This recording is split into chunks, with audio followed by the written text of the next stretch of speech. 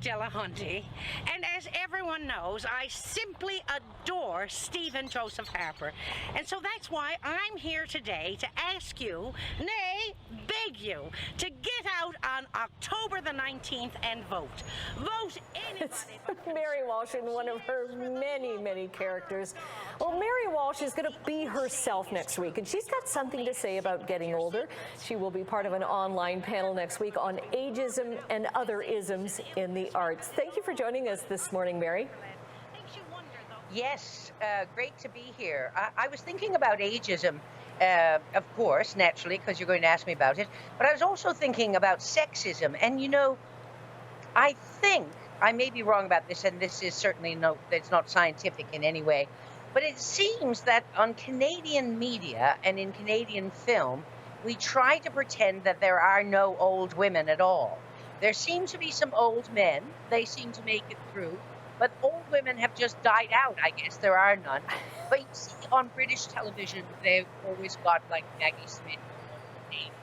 You know, there's just so many dames that, you know, no matter what British show you have on, you find that there's an older woman there playing a fabulous part. And, you know, but, and even in America, they have Margot Martindale at least, who sort of looks like an average older woman. But we seem to not do that at all. We seem to, you know.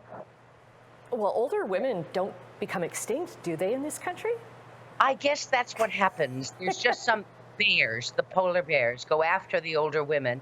But it's like, you know, Ursula Le Guin, who's a science fiction writer, but a brilliant, brilliant writer. She wrote when she was old, she said, well, I seem to have failed completely. I didn't become a man, and that's how to be successful in our world. And now I'm old. I'm an old woman. Could I have failed more profoundly? It's a great essay. Everybody should read it. It's amazing. Yes, I'm really happy to be here, and I'm really happy to be part of. It's a Canadian Senior Artist Resource Network. Yes. And you're going to be part of an online panel for that. Now, have you, in your own work, have you experienced ageism or sexism?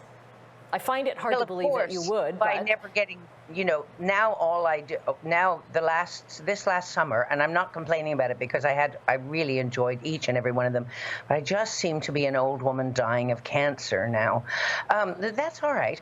You know, there aren't a lot of roles written for older women for some reason or other, even though the most of the world really is a matriarchy. If you look at the real tribal family setup, right? And the patriarchy, you know, is, but most stories, you know, involve women, older women often, but you would never tell from, you know, just watching television in Canada. So how do we change that in the arts in Canada?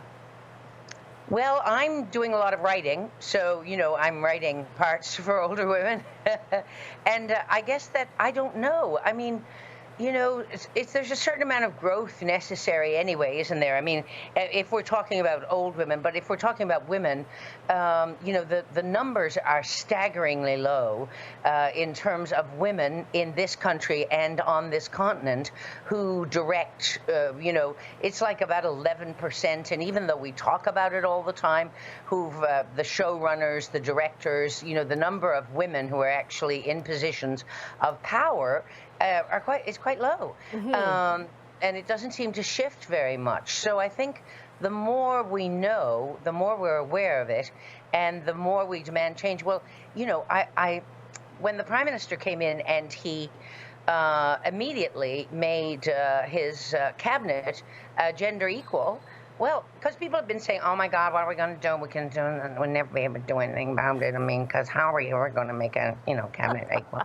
And then he just went ahead and did it, and it was so great, you know. So suddenly half of the ministers are female, right? Which, you know, is a reflection of the actuality in the world. We are 51% of the population.